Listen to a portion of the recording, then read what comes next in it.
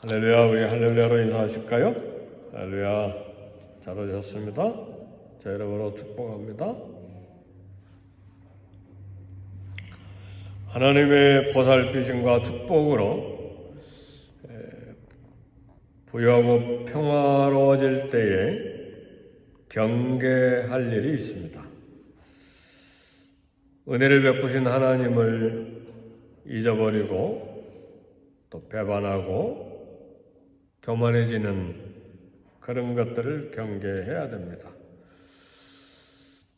가난하고 연약할 때는 하나님 앞에 엎드려서 간절히 하나님 은혜를 사모하다가 모든 것이 다 평화로워지고 부유해지고 또 풍성해지고 또 일들이 다 성취될 때에 가장 경계해야 될 일이 하나님을 배반하는 일이고 교만하는 일입니다.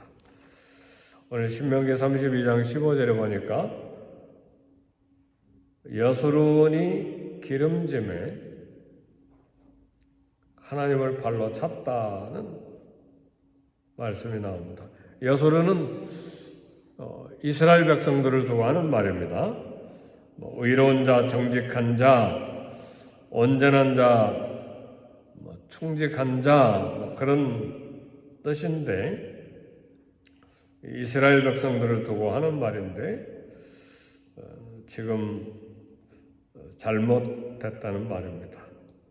내가 살찌고 비대하고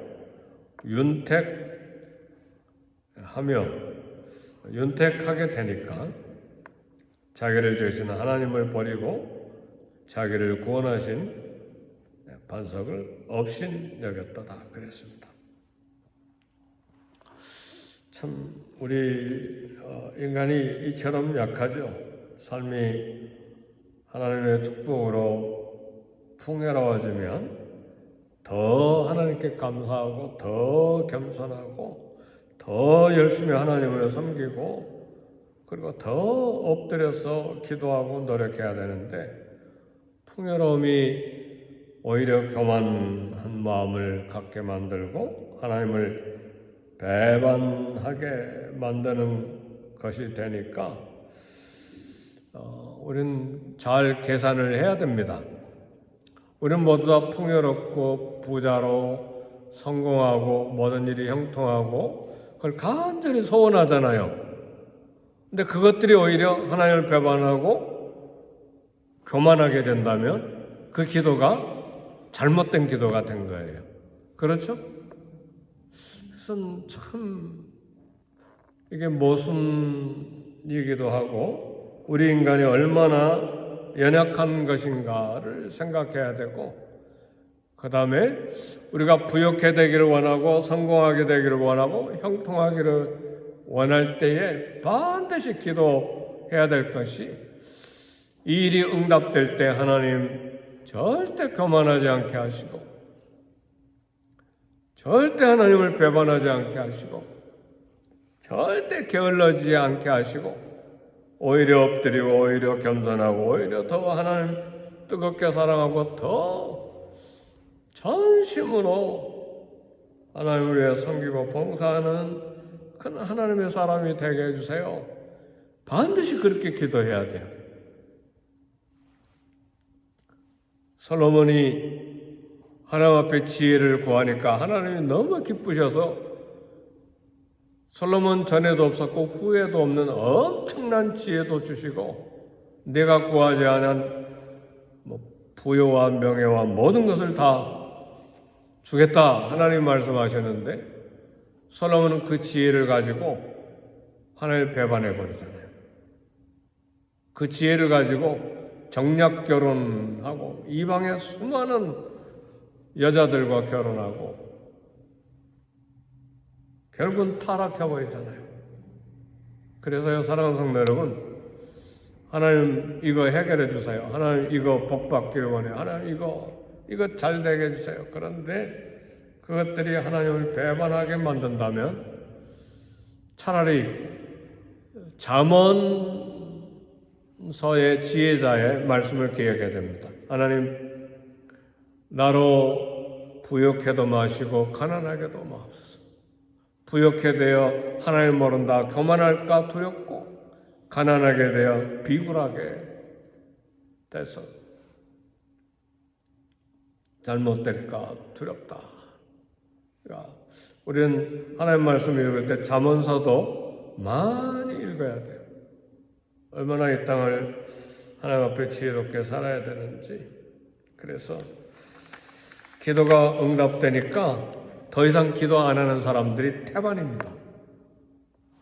하나님 이거 응답해 주세요. 그리고 한 달이고 두 달이고 1년이고 기도했는데 기도가 응답되니까 기도 끝.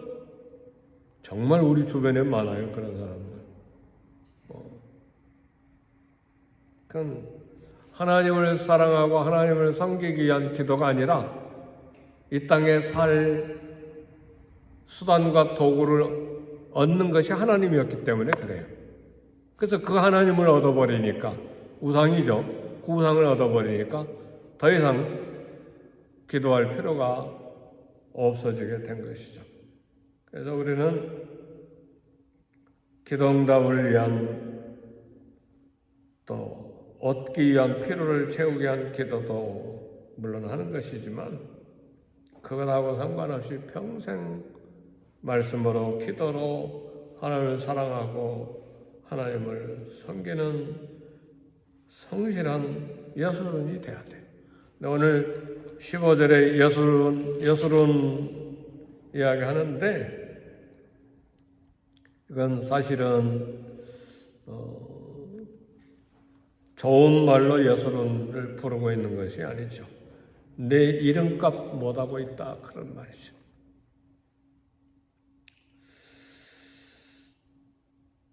잠언 16장 18절은 교만은 패망의 선봉이요 거만한 마음은 넘어짐의 앞잡이니라 그랬어요. 사람이 배가 부르고 등이 따뜻하면 은혜를 저버리는 경우가 허다하죠. 그래서 우리는 늘 하나님 내게 주신 복, 내게 주신 은혜 늘 기억해야 됩니다. 그래서 하나님께서 구약 성경에도 보면 기억하라는 말씀을 많이 해요. 기억하라. 잊어버리고 기억하지 아니하였도다. 그래서 배반했다. 그런 말씀을 많이 합니다. 천사장으로 너무나 아름다웠던 루시퍼가 음부의 맨 밑으로 떨어진 이유가 뭡니까? 이사야 14장 11절 보니까 가장 높은 구름 위에 올라가 지극히 높은 이와 같아지리라. 이게 이사야 14장 11절에 나타난 계명성 루시퍼가 한 이야기입니다. 내가 하늘에 올라 하나님의 무별 위에 내 자리를 높이리라. 너무너무 아름다웠던 천사가 교만해져 버리니까 타락해 버린 것이죠. 하나님께서 가장 미워하시는 것 중에 하나가 교만이죠. 그래서 누구든지 교만하게 되면 더 이상 하나님의 은혜를 받을 수가 없습니다. 그래서 베드로 사도는 5장 5절에 하나님이 교만한 자를 대적하시되 겸손한 자들에게는 은혜를 베푸시니라 그랬어. 남쪽 유다 왕 중에 우시아라고 하는 왕이 있었는데 하나님께서 형통함을 주시니까 군사적으로 얼마나 강력해졌는지 희한한 무기도 만들어서 적군과 싸워 이기게 하시고 경제적으로 얼마나 강성해졌는지 막 유명해졌어요. 우시아 왕이 주변 나라에 유명해지니까 이때가 가장 조심하고 이때가 엎드려서 기도해야 되고 이때가 금식해야 될 때인데 교만해져 가지고 내 지혜, 내 군사력, 내 경제력, 내 유명한 것 누가 내 위에 있느냐? 그럼 성전에 들어가서 제사장만이 해야 될 분향단의 분향, 자기가 분향해버린 거예요. 그러니까 막 용감한 제사장들이 막 80명이나 들어가서 왕이여, 이건 제사장들이 할 일이 왕이 할 일이 아닙니다. 막 겸손하게 그렇구나, 잘못했구나 하고 가야 되는데 니네들이 뭐냐? 막 화를 내니까 그 순간에 문둥병이 싹 와버렸어. 그러니까 우시아는 죽을 때까지 문둥병. 앞에서 왕 못하고 자기 아들이 왕하게 하고 별궁에서 문둥병자니까 죽을 때까지 문둥병 속에 살다가 삶이 끝났지. 지혜가 있고 은혜를 아는 사람은 높아지고 소유가 많아질수록 자기를 낮춥니다. 그래서 어떤 면에서 지혜자의 말이 참 정말 지혜가 있는 거예요. 하나님이여, 나로 교만할까 두려우니까 부여하지 말게 하시고, 또 가난하게도 마시고, 가난해지면 비굴해지니까 감당할 만한 것만 주여 살게 해주세요. 네. 성도는 그리스도를 본받아 자신을 낮추며 겸손해야 됩니다. 그리스도는 어떻게 됐습니까? 빌립보서 2장 보니까 하나님의 본체신데 자기를 낮추시고 종의 형체를 가져서 사람으로 이 땅에 오셔서 복종하시되 죽기까지 복종하셨어요. 잘 순종하십니까? 사랑하는 성도 여러분, 잘 순종합니까? 내가 누군데 당신도 내 말 안 듣어? 그렇게 소리 지릅니까?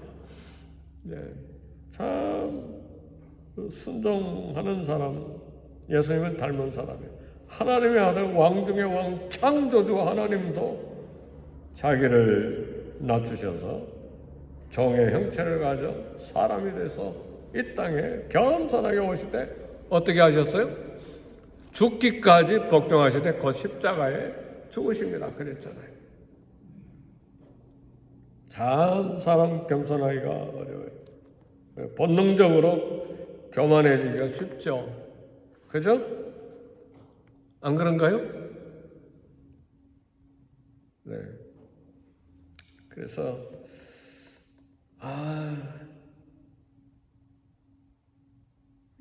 훌륭합니다. 그런 감사합니다. 그렇게 대답은 하지만 속으로는 얼른 하나님의 은혜입니다. 그렇게 생각해야 돼요. 하나님의 은혜입니다. 네. 마땅히 내가 칭찬받아야 되고 내가 그런 자격 있는 사람이요. 벌써 교만이 있는 거예요. 어렸을 때는 괜찮아요. 어렸을 때는 너 잘했다. 칭찬해주면 용기가 나고 격려가 되고 도전이 되고 더 열심히 하는 그런 동기유발이 되죠. 어렸을 때는. 근데 이제 다 장성한 사람이 되었는데도 이렇게 교만해지면 아직 믿음의 성숙을 향해서 하나님 앞에 엎드려 많이 기도해야 합니다. 그래서 배가 부를 때 하나님의 은혜를 잊으면 안 됩니다. 그래서 가장 원하던 복 뭡니까?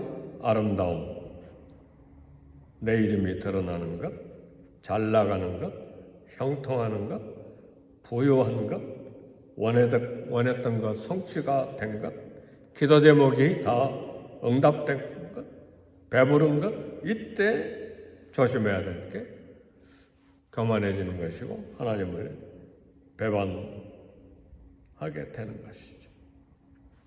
그것들이 오히려 그 복이 오히려 저주가 된다는 말씀입니다. 이스라엘은 힘들 때 하나님을 붙잡았지만 윤택해지자 하나님을 헌신처럼 버렸어요. 가만 그 표현을 들여다보니까 헌신은 벌이잖아요. 그죠? 더구나 한 짝만 있는 헌신짝 과감하게 버리잖아요.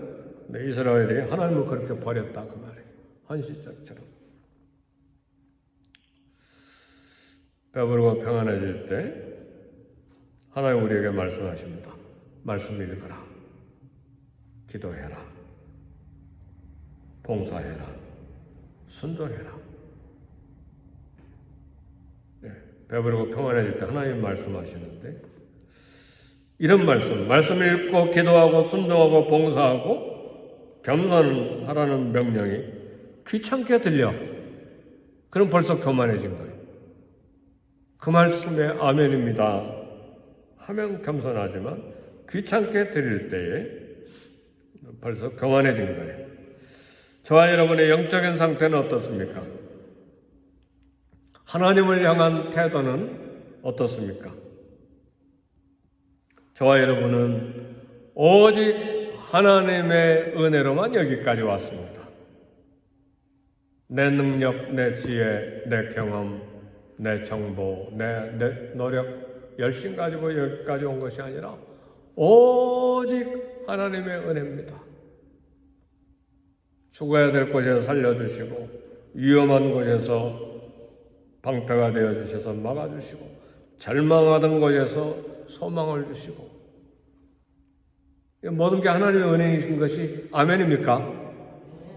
저는 한때요 얼마나 삶의 의욕이 떨어지든지 아침마다 모두 다 일어나서 막 때로 기차 타고 일하러 가는 사람들 볼 때 선교지에서 있었던 일입니다. 우리가 살던 마을에서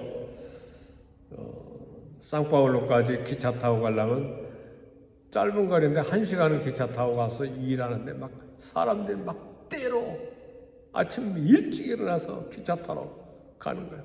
그걸 보면서 야 부럽다. 어떻게 저렇게 의욕이 충만하게 일하러 나갈까? 일할 의욕 주신 것도 하나님의 은혜인 걸 믿으시기를 주의 이름으로 축복합니다. 하나님 의욕 걷어가 버리시면요 손가락 하나 움직이기 싫어하는 때가 와요. 절망적인 상태죠. 그러나 하나님이 내 영혼을 소생시키시고 삶의 의욕을 주시고 일할 기회를 허락하시고 살아갈 호흡할 은혜를 허락해 주시고 하나님 그거 다 마음 뺏어가 버리면 밥 먹는 것도 잃어버려요. 밥 먹을 의욕조차도 없어요. 하나님도 느껴지지 아니할 때가 와요. 그러나 이런 모든 신체적인, 정신적인, 영적인 모든 연약함에서 우리를 다 건져내서 하나님 섬기는 마음, 기도할 마음, 주께 봉사할 마음, 일할 마음, 그리고 이 땅을 살아갈 그런 의욕을 주신 건요 어마어마한 축복입니다. 돈이 있고 없고가 아니에요. 사람이 생존하고 호흡할 수 있는 의욕 그거 하나만 주신 것도 엄청난 축복이에요.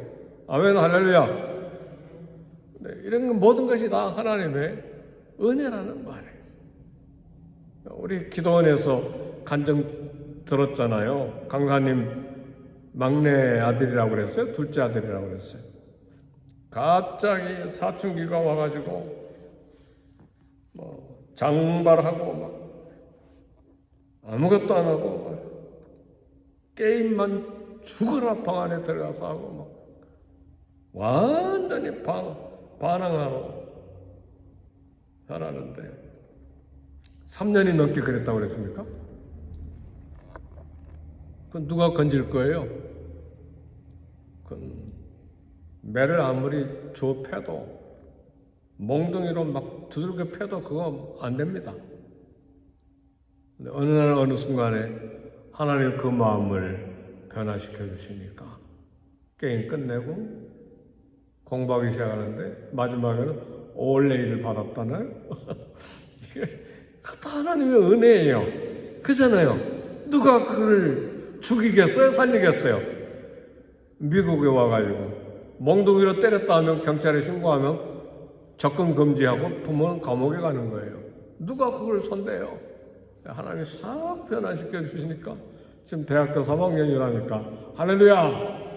이건 누가 해주신 거예요? 하나님이 해주신 거잖아요. 근데 그런 과정을 거쳐서 오늘 저와 여러분이 여기까지 왔잖아요. 우리도 반항하던 시기가 있었잖아요. 모두가 다 하나님의 은혜예요. 겸손하게 하나님 감사합니다.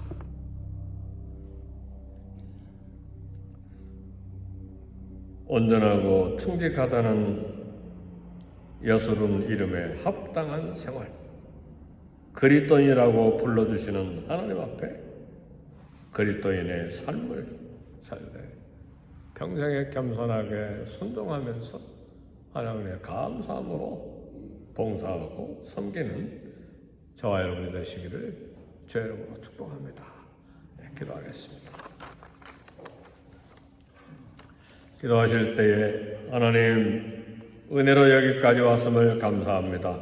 성령 충만, 말씀 충만, 은혜 충만, 믿음 충만, 소망 충만 주셔서 주님을 섬기는 나와 우리 자녀들과 교회가 되게 해 주옵소서. 담임 목사를 위해서도 기도하시고 교회를 위해서 기도하시고 선교사님들을 위해서도 함께 기도합시다.